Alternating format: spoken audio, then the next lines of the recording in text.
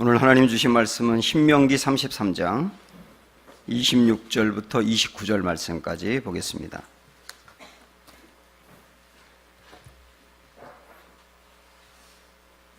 신명기 33장 26절부터 29절 말씀, 구약성경 318쪽 보겠습니다. 신명기 33장 26절부터 29절 말씀. 여술은 이여 하나님 같은 이가 없도다. 그가 너를 도우시려고 하늘을 타고 궁창에서 위엄을 나타내시는 도다.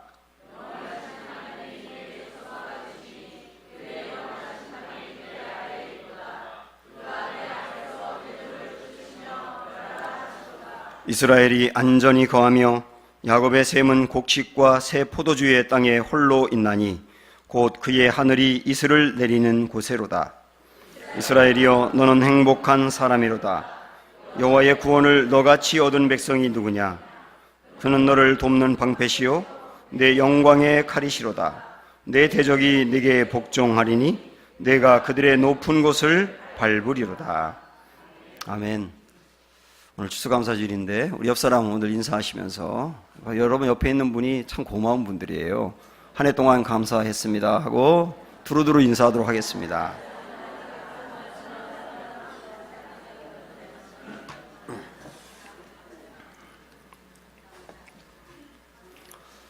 너는 행복한 사람이로다, 이런 제목입니다. 사람들은 누구나 행복하기 원합니다. 일을 열심히 하는 이유도 행복하고 싶어서 그렇고, 공부를 열심히 하는 것도 행복하기 위해서 그렇죠. 심지어는 교회를 열심히 다니는 이유도 사실 행복하기 때문입니다. 여러분 지금 행복하세요? 네.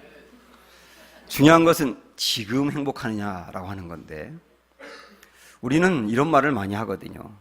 근데 옛날에 참 행복했었는데 그거 아무 소용없는 얘기입니다. 지금은 행복하지 않지만 나중에 행복해질 겁니다. 그런 소망도 있긴 있지만 더 중요한 거는 지금 행복한 거거든요.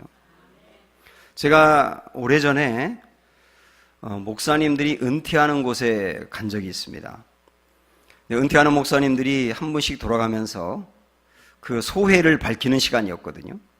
근데 한 목사님이 하셨던 말씀이 제 마음에 남아있어요.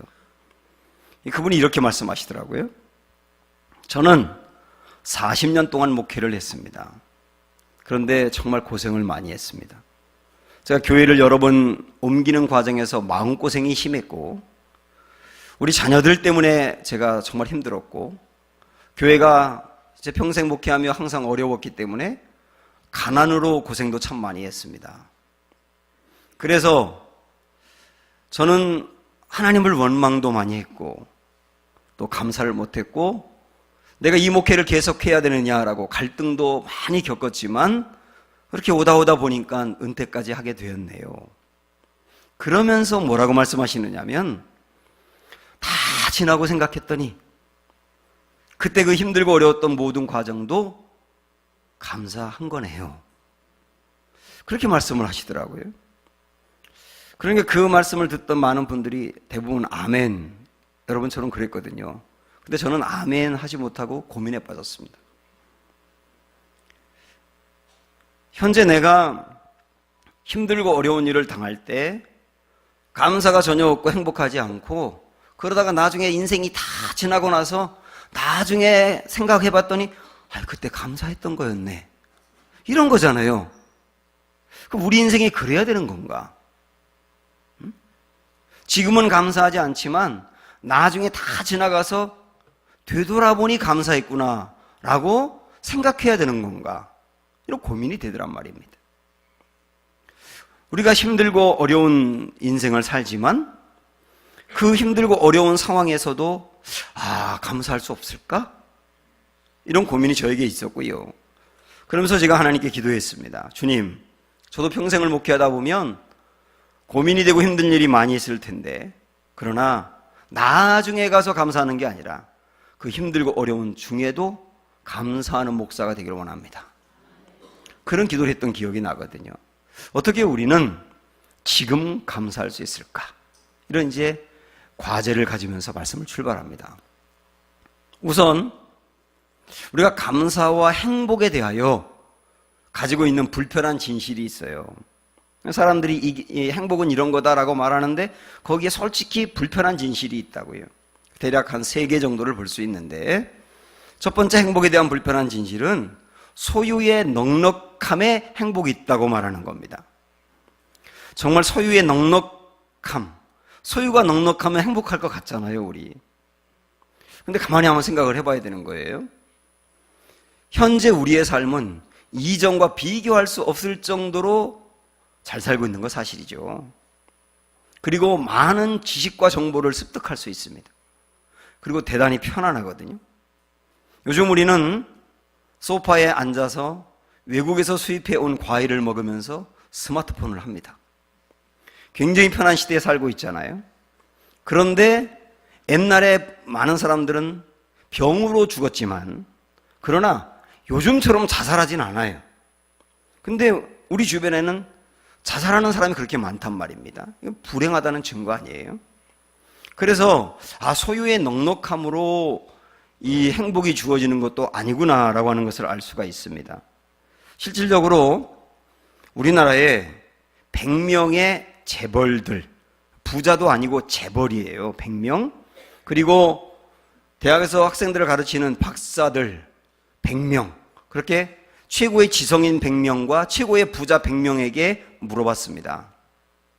당신 지금 행복합니까? 근데 놀라운 결과가 나왔어요. 그 200명 중에 행복하다고 말한 사람은 불과 13%밖에 안 됐고 87%가 나는 불행하다고 이야기를 했습니다. 독일의 괴테가, 여러분 괴테 다 아시잖아요. 명문 가문에서 태어났어요. 그리고 그는 재상이라고 하는 높은 자리까지 권력을 얻었습니다. 그리고 그가 문학가로서 최고의 명성을 세계적으로 날리지 않았습니까? 그래서 많은 사람들은 우리나라에서 최고로 행복한 사람은 괴테라고 말을 했거든요. 근데 괴테가 인생을 다 살고 마지막에 뭐라고 얘기를 했느냐면, 사람들은 나를 불행도 모르는 사람이라고 생각할지 모르지만 나는 지금까지 살아오면서 한 번도 행복한 적이 없었습니다 라고 이야기를 했다는 거예요. 이런 사람도 행복하지 않다고 그러면 누가 행복할 수 있는가? 이런 고민에 빠지지 않습니까? 두 번째, 행복에 대하여 사람들이 이제 불편하게 갖고 있는 진실은 뭐냐면, 아까 그 얘기와 반대로 이번에는 행복은 넉넉함이 아니라 부족함에서 온다라고 생각하는 분도 있어요. 그렇게 말한 사람이 플라톤입니다. 플라톤은 행복은 부족한 데서 도리어 온다고 이야기하면서 이 5가지를 이야기를 했거든요. 여러분 한번 생각해 보시겠어요? 첫째, 먹고 입고 사는 수준이 약간 부족한 재산이라고 말을 했습니다. 두 번째는 모든 사람이 칭찬하기에는 약간 부족한 외모. 저나 여러분을 얘기하는 겁니다. 세 번째는 자신이 생각하는 것보다 절반밖에 인정받지 못하는 명예. 넷째는 남과 겨루었을 때 한 사람은 이기나 두 사람에게는 지는 체력. 말도 참 재밌게 해요. 그리고 마지막 5번째는 연설을 했을 때 반 정도는 지루해할 수 있는 말솜씨 라고 말했습니다. 저는 절대 그것이 행복이라 아니라고 생각하거든요. 지루해하지 마세요. 이 5가지 얘기하면서 뭔가 내 인생에 이것저것 조금씩 부족한 것이 도리어 행복이다. 그렇게 생각할 수도 있겠지요. 그리고 일견 그렇다고 동감할 수 있겠지만, 그러나 솔직히 말해서 우리 중에 무엇인가 내게 꼭 있어야 될 것 중에 부족한 것을 행복으로 여기는 사람은, 그렇게 수준이 엄청 높은 사람은 몇 명이나 될까? 이런 생각이 들거든요. 세 번째, 행복에 관한 또 하나의 불편한 진실은 뭐냐면, 행복은 환경에 있는 것이 아니라 마음에 있다고 생각을 하는 거예요. 사실 우리 그런 생각 많이 하지 않습니까? 행복은 마음에 있다고요. 저도 그런 얘기 많이 했었고요. 행복이라고 하는 것은 뭐 대단한 게 아니고 우리 일상생활을 중요하게 여기며 내 인생의 소소한 것들에 의미를 부여하며 마음으로 행복하다고 먹으면 마음을 먹기에 따라 행복한 거다, 이렇게 말하는 겁니다. 이렇게 말하는 대표적인 사람이 한비야 씨거든요. 저도 한비야 씨를 좋아해서 그분의 책을 뭐 거의 대부분 읽었습니다만은 그분이 이런 논조의 이야기를 참 많이 합니다. 어떤 책에서 보니까 한 기자가 이분에게 질문을 했어요. 한비야 씨, 당신 지금 행복하세요? 그러니까 당연히 행복하지요. 이렇게 그렇다고 대답을 했는데 당신 정말 행복한 이유가 뭡니까? 라고 물어보니까 이분이 3가지를 이야기했습니다. 하나는 아침에 일어나자마자 마시는 커피 한 잔이 있기 때문에. 두 번째, 저녁에 와인 한 잔을 먹으면서 음악을 들으면서 일기를 쓸 수 있기 때문에. 셋째는 아침에 시 한 편을 낭독할 수 있기 때문에. 이분은 어릴 적부터 발음이 좋지 않아서 고등학교 때부터 아침에 한 번씩 소리를 내어서 시를 읽는 습관을 길렀다고 합니다. 그러니까 이 3가지가 있어서 너무나 행복하다. 아, 이런 것들이 정말 행복한 거야 라고 마음을 먹으니까 아, 내 인생이 행복하던데요? 이렇게 말을 한 것이죠. 상당히 동감이 됩니다. 행복이라고 하는 것은 뭐 대단한 건 아니고 우리 인생에 무심코 찾아오는 것들이며 주로 행복은 내 안이나 내 곁에 있다고 생각할 수 있잖아요. 그런데 마음먹기에 따라서 행복이 온다라고 생각을 한다면 마음이 행복하지 않다고 생각하면 행복이 날아가는 거 아닙니까? 그래서 마음먹기에 따라 행복한다고 하는 것은 한순간 행복할 수 있지만 진짜 행복은 아니란 말이에요. 마음이라는 것은 수시로 바뀌고 변질되는 거 아닙니까? 그래서 이것도 온전한 행복은 아니겠다는 생각이 드는 겁니다. 실질적으로 몇 년 전에 행복 전도사로 알려졌던 그 유명한 어떤 여성분이 자살을 했거든요. 그분은 교회라든지 관공서라든지 방송에 나와서 행복에 대해서 그렇게 강의를 많이 했습니다. 그래서 국민들이 열광을 했거든요. 그분이 강의에서 했던 내용의 요지는 대략 이런 겁니다. 행복은 마음먹기에 달려 있어요. 자신이 행복하다고 생각하면 그것이 곧 행복입니다. 이런 얘기였습니다. 근데 그분이 자기 안에 있는 육체적인 그 고통을 이겨내지 못하고 결국 자살을 했거든요. 그러면 그분의 인생을 놓고 보더라도 사람이 마음먹기에 따라 행복하다고 하는 것도 온전한 행복은 아니구나 라고 하는 것을 알 수 있습니다. 그래서 불편한 진실인 거죠. 그러면 소유가 넉넉하다고 행복한 것도 아니고 그렇다고 부족한 것도 행복한 것도 아니고 마음먹기에 따라 행복한 것도 아니라고 한다면 행복은 우리에게 없는 것인가요? 우리는 영원히 불행하게 살고 행복을 누리지 못하고 살 수밖에 없는 한계가 있는가요? 라고 하는 질문이 생기지 않습니까? 그런데 오늘 모세를 통해서 우리에게 주는 이 신명기 33장의 마지막 29절을 보니까 이런 정말 귀한 말씀을 하고 있어요. 한번 보실까요? 너는 행복한 사람이로다. 이렇게 말씀합니다. 너는 행복한 사람이로다. 이 말씀은 이스라엘 백성들에게 주었거든요. 이스라엘 백성들은 하나님의 백성입니다. 그래서 이 말씀은 단지 이스라엘 백성들만이 아니고 영적인 이스라엘이라고 하는 하나님의 백성인 우리에게도 주신 말씀이에요.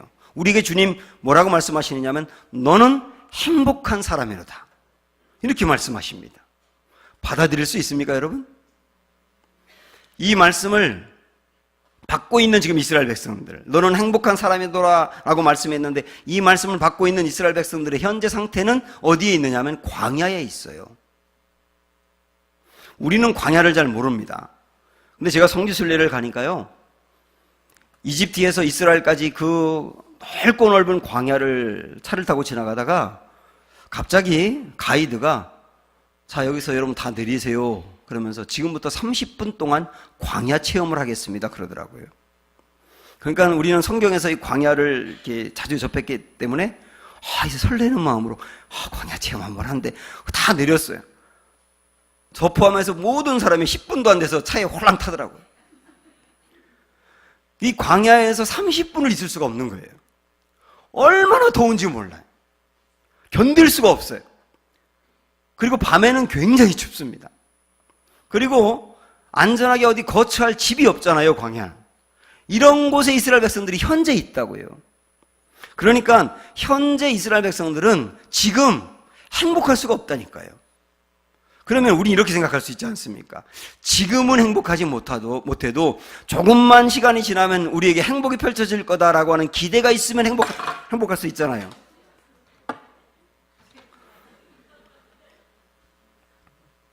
주무시는 분이 좀 계셔서 일어나시라고. 어디까지 얘기했나 모르겠네. 현재 행복하지 못해도 조금만 지나면 미래가 행복할 수 있다라고 생각하면 견딜 수 있지 않습니까? 그런데 지금 이스라엘 백성들은 현재가 행복하지 못할 뿐만 아니라 가나안 땅을 정복해 가야 돼요. 요단강을 건너야 되고 가나안 땅에 들어가서 전쟁을 해야 되고 나라를 세워야 되는데 이스라엘 백성들의 군인들이 대단히 훈련된 군인도 아니고 오합지졸이고 도대체 거기 들어가서 승리할 수 있는 가망성이 객관적으로는 없다고요. 그러니까 객관적으로 볼 때 현재도 불행할 뿐더러 미래도 열리지 않았어요. 그런데 그들에게 주님은 너는 행복한 사람이로다 그런단 말입니다.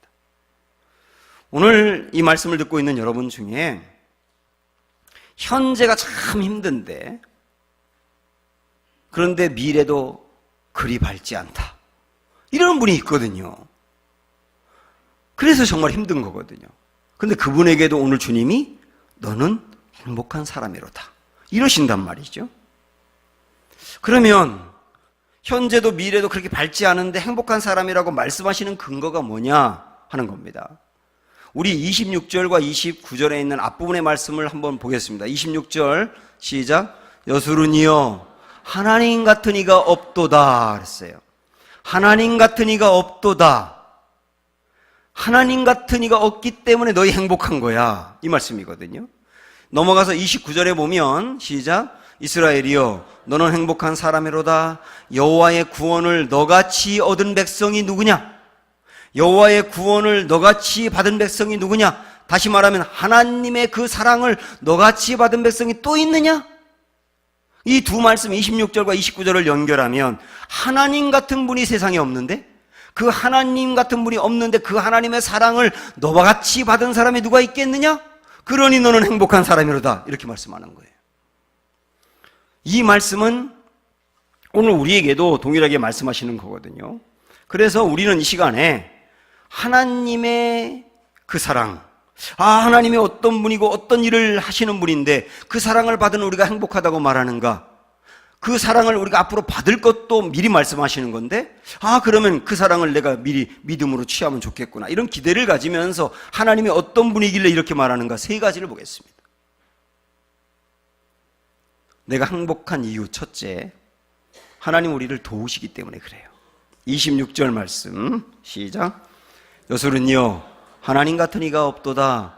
그가 너를 도우시려고 하늘을 타고 궁창에서 위엄을 나타내시는도다. 여수룬이여 이렇게 말씀했죠. 여수룬은 이스라엘에 대한 애칭이에요. 사랑받은 이들이여 그 말이에요. 사랑받은 이들이여. 그러면서 하나님 같은 이가 없다고 하면서 왜 그러냐면 또 왜 너희가 사랑받은 거라고 하느냐면 그가 너를 도우시기 위해서 하늘을 타고 궁창에서 위엄을 나타내시는도다.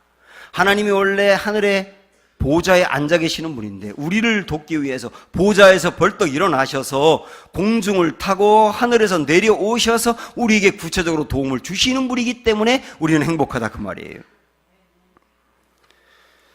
이런 하나님의 사랑을 받은 사람이 다윗이죠. 그래서 다윗이 고백하는 내용을 한번 시편에 있는 말씀을 보겠습니다. 시작. 여호와는 나의 힘과 나의 방패이시니 내 마음이 그를 의지하여 도움을 얻었도다. 그러므로 내 마음이 크게 기뻐하며 내 노래로 그를 찬송하리로다. 여호와는 그들의 힘이시오 그의 기름 부음 받은 자의 구원이요 구원의 요새이시로다. 다윗은 원수가 많았습니다. 다윗을 공격하는 원수들. 여러분 혹시 원수 있으세요? 직장에 원수가 한 명만 있어도 직장 가기 싫으실 겁니다.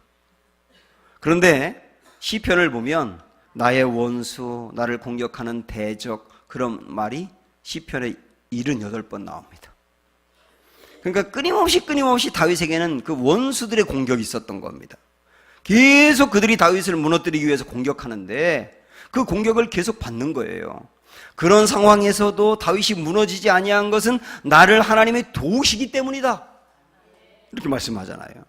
이스라엘 백성들이 광야 생활하면서 수많은 대적이 있었고 어려움이 있었지만 그 광야도 결국 지나가 봤더니 40년 동안 통과해 갔어요. 그 이유는 뭐냐? 하나님이 나를 도우시기 때문이다.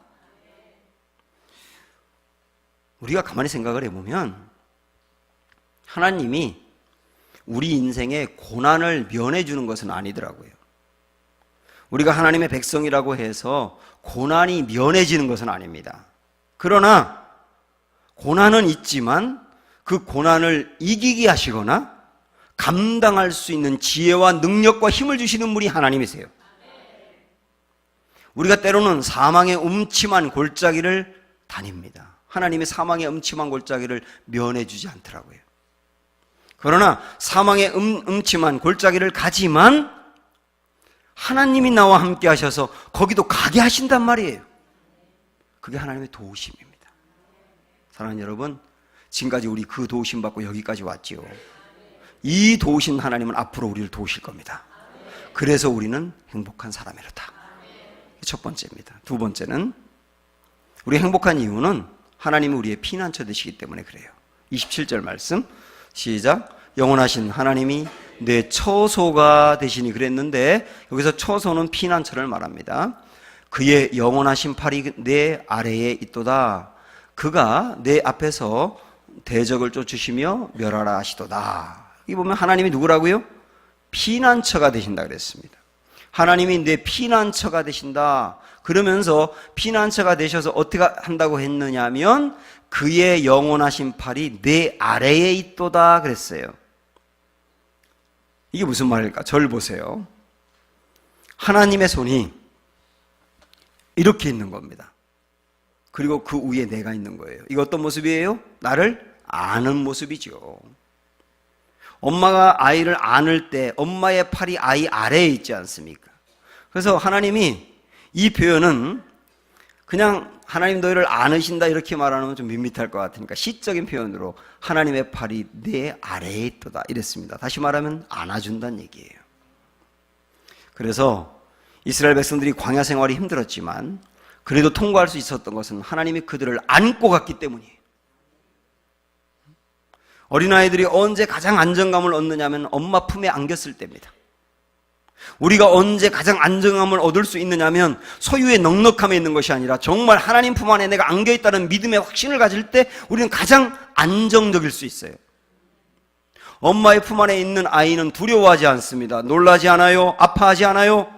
위로하지 않아요. 우리가 하나님 품 안에 진짜 있는 이 확신과 이 경험을 누리며 산다고 한다면 우리는 정말 기쁠 거리요. 시편 37편에 보면 다윗이 또 이런 고백을 합니다. 읽어보세요. 37편 시작. 그는 넘어지나 아주 엎드러지지 아니함은 여호와께서 그의 손으로 붙드심이로다. 이게 참 귀한 말씀인데 이게 우리의 인생을 그대로 반영하는 말씀이거든요. 그는 넘어지나 그랬어요. 넘어지나. 그 말은 뭡니까? 우리 인생은 넘어질 수 있어요. 죄에 넘어질 수 있고 고난에 넘어질 수 있고 넘어질 수 있어요. 그러나 엎드러지지는 않는다. 이 말은 뭐냐면 흔들릴 수 있지만 무너지진 않는다. 가끔 죄에 넘어질 때가 있지만 버림받지 않는다. 왜 그러냐? 여호와께서 그의 손으로 붙드심이로다. 여호와 하나님이 우리를 붙드셔서 흔들리고 흔들려도 넘어지기도 하지만 끝내 나를 완전히 넘어지지 않도록 잡아 일으키기 때문이다. 그 사랑하는 여러분, 우리 앞으로도 흔들릴 겁니다. 넘어질 겁니다. 그러나 여러분 그때 분명히 아세요. 여호와의 팔이 나를 붙들고 있다. 내가 여호와의 처소에 거한다라고 하는 것은 그런 의미가 있는 거예요. 그래서 행복할 수 있는 겁니다. 세 번째는 우리가 행복할 수 있는 이유는 하나님이 이슬을 내려주시기 때문이에요. 자, 28절 말씀 시작. 이스라엘이 안전히 거하며 야곱의 샘은 곡식과 새 포도주의 땅에 홀로 있나니 곧 그의 하늘이 이슬을 내리는 곳에로다 그랬습니다. 이스라엘 그리고 야곱의 샘은 문학적인 표현인데 우리를 말하는 겁니다. 하나님의 백성들. 하나님의 백성들이 행복할 수 있는 이유, 하나님이 이슬을 내리기 때문이에요. 자, 이 말씀이 어떤 의미인지는 우리가 신명기 11장에 있는 말씀을 갖고 이해를 한번 해보겠습니다. 자, 10절에 있는 말씀 보실까요? 시작. 내가 들어가 차지하려 하는 땅은 내가 나온 애굽 땅과 같지 아니하니 거기에는 너희가 파종한 후에 발로 물대기를 채소밭에 댐과 같이 하였거니와. 자, 지금 하나님이 가나안 땅을 들어가야 될 이스라엘 백성들에게 하시는 말씀인데요, 너희가 앞으로 들어가야 될 가나안 땅은 애굽과 같지 않을 거야. 너희가 살았던 애굽 같지 않을 거야. 그러면서 애굽은 어떤 곳이었다고 말하느냐면 밭에 씨를 뿌리고 파종하려고 하면 물이 항상 넉넉한 곳이었다는 겁니다. 실질적으로 이 이스라엘 백성들이 살았던 땅은 고센이라고 하는 애굽 땅인데 그 가까이에 나일강이 있어서 나일강에 삼각주가 형성되어 있는 곳이거든요. 그 나일강 삼각주는 세계에서 가장 비옥한 땅 아닙니까? 그 가까이에 이스라엘 백성들이 살았기 때문에 땅이 정말 좋았어요. 그런데 주님 하신 말씀이 뭐냐면 너희가 앞으로 들어가서 살게 될 그 땅은 애굽 땅과 같지 않다는 겁니다. 그럼 그 애굽 땅은 어떤 곳인데요? 11절 읽어보세요. 시작. 너희가 건너가서 차지할 땅은 산과 골짜기가 있어서 하늘에 삽수하는 땅이요. 이렇게 말씀하고 있습니다. 자, 이게 하늘에서 비가 내리면 골짜기가 그거를 다 흡수해버려서 정작 농사 지어야 될 땅은 척박하다는 얘기예요. 애굽은 땅이 정말 좋았는데 너희가 들어가야 될 이 가나안 땅은 척박한 땅이 될 것이라는 얘기입니다. 그러면 여기서 우리 고민이 생기지 않습니까? 우리가 분명히 하나님이 이스라엘 백성들에게 말씀했던 그 가나안 땅은 젖과 꿀이 흐른다고 했잖아요. 젖과 꿀이 흐른다고 했잖아요. 그런데 젖과 꿀이 흐른다고 해놓고 지금 하시는 말씀은 그 땅은 척박하다는 겁니다. 그러면 속이는 거냐? 이런 고민이 생기지 않습니까? 그래서 어떤 분은 젖과 꿀이 흐르는 땅을 젖은 우유라 그러고 꿀은 대추야자라 그래서 가나안 땅은 우유와 대추야자가 많은 땅이라는 것을 그렇게 표현한 것이라고 이야기를 하지만 그렇지 않습니다. 그러면 분명히 이스라엘 백성들이 들어가야 될 그 땅은 척박한 땅인데 왜 젖과 꿀이 흐른다고 했느냐? 이게 중요한 게 뭐냐면 이스라엘 백성들이 앞으로 가나안 땅에 들어가서 살 그 땅은 애굽 땅과 같지 않거든요. 그 차이가, 중요한 차이가 하나 있어요. 그게 뭐냐면 척박한 땅이지만 하나님의 돌보심이 있는 땅이에요. 그게 차이라는 겁니다. 그래서 하나님이 돌보셔서 어떤 일이 일어나느냐? 14절 보시면 이렇게 말씀합니다. 시작. 여호와께서 너희의 땅에 이른 비 늦은 비를 적당히 때 내리시리니 너희가 곡식과 포도주와 기름을 얻을 것이요. 너희가 들어갈 땅은 척박한 땅일 거야. 농사짓기 어려운 땅일 거야. 그러나 농사가 되게 할 거야. 하나님이. 왜? 이른 비와 늦은 비를 내리기 때문에. 이른 비와 늦은 비는 하늘에서 주지 않으면 안 되거든요. 씨를 파종할 때 이른 비가 내려야 되고 곡식을 소출을 거두기 전에 늦은 비가 내려서 열매를 탐스럽게 해야 합니다. 근데 그거 하나님이 주시겠다는 거예요. 참 놀라운 거는, 그래서 이스라엘 사람들이 사는 가나안 땅은 애굽의 땅보다 훨씬 안 좋은 땅인데 그러나 하나님이 이른 비와 늦은 비를 정말 내려주셔서 농사가 잘 되게 했잖아요. 여러분 그거 아세요? 지금도 이스라엘은 세계적으로 유명한 농업물 생산 국가라는 거. 근데 이것만이 아닙니다. 이른 비와 늦은 비뿐만 아니라 뭐가 필요하냐면 이슬이 필요한 거예요. 우리는 이슬이 그렇게 중요한지 모르지만 이 식물들이 자라나려면 밤에 몰래 소리 없이 내리는 이슬로 인해서 자라나는 거예요. 하나님은 이른 비와 늦은 비뿐만 아니라 이슬을 내려주겠다. 소리 없이 내리는 이슬이 척박한 땅에서도 식물을 자라게 만들 거야. 그래서 너희는 척박한 땅이지만 살만한 땅이기 때문에 하나님의 도움이 있어서 젖과 꿀이 흐르는 땅이라고 말씀했다는 거예요. 사랑하는 여러분, 우리가 때로는 고민이 뭐냐면 내가 예수를 믿고 난 뒤에 내 상황이 더 안 좋다는 생각이 들 때가 있어요. 우리가 더 열심히 살려고 하고 열심히 신앙생활을 하려고 하는데 도리어 더 안 좋다고 느낄 때가 있다고 해요. 왜 그런지 아세요? 애굽이 아니라 가나안 땅에 살기 때문에 그래요. 그 땅은 더 척박할 수 있고 상황은 더 어려울 수 있어요. 그러나 궁극적으로 우리의 이 상황은 어렵지만 젖과 꿀이 흐르는 땅이 될 겁니다. 왜냐하면 여호와 하나님이 이슬을 내리시기 때문이에요. 이슬은 소리 없이 내린다고 했지 않습니까?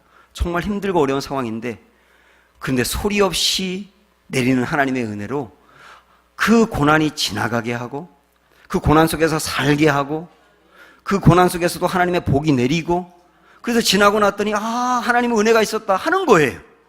소리 없이 내리지만 그 은혜가 계속된단 말이죠. 이게 뭐라고요? 이슬을 내리신 하나님의 은혜라고요. 이 은혜를 지금까지 너희가 받았고 앞으로 받을 것이니 너희는 누구냐? 행복한 사람이로다. 우리에게 이렇게 말씀하시는 겁니다. 사랑하는 여러분, 오늘 이 세 가지 말씀을 통하여서 이스라엘 백성들은 행복한 사람이다 라고 말씀해 주셨습니다. 그러면서 주님이 이제 29절에서 너같이 하나님의 구원을 받은 사람이 또 있느냐 이렇게 묻고 있는 거예요. 이런 하나님의 은혜가 있었기에 너같이 하나님의 사랑을 받은 사람이 또 있느냐 이렇게 묻는데, 자, 오늘 저는 이 질문을 우리에게 이렇게 적용하기 원하거든요. 이스라엘 백성들, 오늘 이 본문을 받은 이스라엘 백성들은 하나님의 도우심과 피난처가 되심과 척박한 땅에서도 이슬을 내려서 살게 하신 그 은혜를 받은 사람들이에요. 그래서 행복하다고 얘기했는데 그 구약의 백성들에 비할 때 나는 더 행복할까요? 더 하나님의 은혜를 더 받았을까요? 이런 한번 비교를 해보시죠. 어떤가요? 그 이스라엘 백성들에 비해서 나는 더 받았나요? 하나님의 사랑을 너같이 받은 사람이 없었느니라 할 때 예, 제가 정말 그렇습니다라고 할 수 있나요? 우리는 아까 말씀드린 그 세 가지를 이미 받은 사람이면서도 동시에 그들이 받지 않은, 이스라엘 백성들이 받지 않은 정말 중요한 걸 받았습니다. 그게 뭐냐면 로마서 8장 32절 시작. 자기 아들을 아끼지 아니하시고 우리 모든 사람을 위하여 내주시니가 어찌 그 아들과 함께 모든 것을 우리에게 주시지 아니하겠느냐. 저는 이 말씀이 정말 좋아요. 구약의 백성들이 받지 못한 것 우리가 받은 게 있는데 그게 뭐냐면 아들 예수를 우리에게 보내셨다는 거예요. 하나님이 하나밖에 없는 아들 예수님을 인간의 몸을 입혀 나에게 보내시고 내 죄를 위해서 십자가에 다시 돌아가게 하셔서 나를 영원한 죄에서 건져내시며 영생과 생명을 주셨다. 그들이 받지 못한 하나님의 아들을 내가 받았다. 이렇게 아들까지 내어주시는 하나님이라고 한다면 우리에게 무엇을 아끼겠느냐? 하나님이 아낄 것이 뭐가 있겠느냐? 다 주셨는데 우리 그런 사람이라고요. 그런 사랑을 받은 사람이니 너같이 하나님의 사랑을 받은 사람이 또 있느냐 그럴 때 아멘, 제가 제일 많이 받았네요 라고 말할 수 있는 은혜가 있기를 축복합니다. 그러면 나는 정말 행복한 사람이로다 라고 이야기할 수 있을 겁니다. 이런 은혜가 풍성하게 내리는 추수감사주일이 되기를 소망하며 우리 마지막으로 옆 사람과 인사하죠. 당신 행복한 사람입니다. 인사합니다.